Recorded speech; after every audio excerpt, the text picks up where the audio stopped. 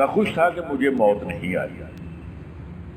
عمل جاری رہا حتیٰ کہ ہنگامہ قیامت ختم ہو گیا اور پھر سکوت ہی سکوت، مکمل سناٹا، نہ کوئی راز رہا نہ محرم راز۔ میں اکیلا، مجبور اور فانی انسان، واحد، حسرت، اور کوئی میرے جیسا نہ تھا۔ اب خوشی نہیں تھی، غم تھا، خوف تھا، بلکہ ایک شدید کرب تھا کہ اے میرے خدا، یہ زندگی نہیں۔ میں اس حالت میں بھی سوچ رہا تھا، خیال تھا کہ آتا ہی چلا جا رہا ہے۔ غور کے بعد معلوم ہوا، نکتہ کھلا کہ مرنے والے تو خدا جانے کہاں گئے۔ دراصل زندہ رہنے والا یا واحد انسان ہی مر گیا۔ میں میرے جیسوں کے بغیر کیا ہوں؟ میں میرے جیسوں کے بغیر کیا ہوں؟ میں میرے جیسوں کے بغیر کیا ہوں؟ ایسی زندگی جو کسی اور ذی جان کے بغیر ہو، کیا زندگی ہے؟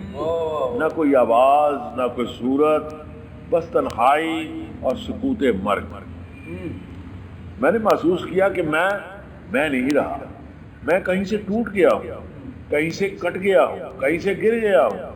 میں اپنوں میں تھا، خواہ بیگانوں میں تھا، میں تھا، اب میں نہیں ہوں۔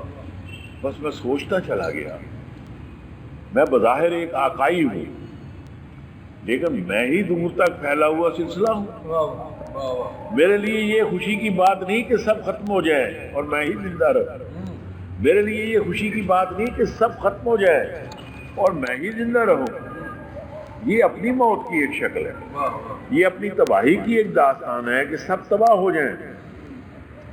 یہی تو اپنے نہ ہونے کا اصل جواز ہے کہ کوئی بھی نہ ہو۔ تلاش مر جائے تو متلاشی مر جاتا ہے۔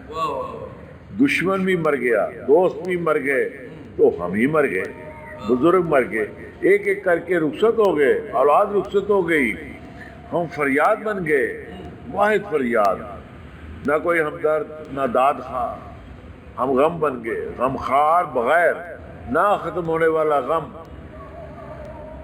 یہ زمانہ میری ضیافت ہے، دور تک پھیلا ہوا سلسلہ میرا ہی سلسلہ ہے۔ میں جہاں ہوں وہاں بھی میں ہوں، اور میں جہاں نہیں ہوں وہاں بھی میں ہی ہوں۔ یہ دنیا میری ہی تکمیل کا سلسلہ ہے۔ یہی ہے میرے ماضی کی خانقاہ اور یہی ہے میرے مستقبل کا مقبرہ۔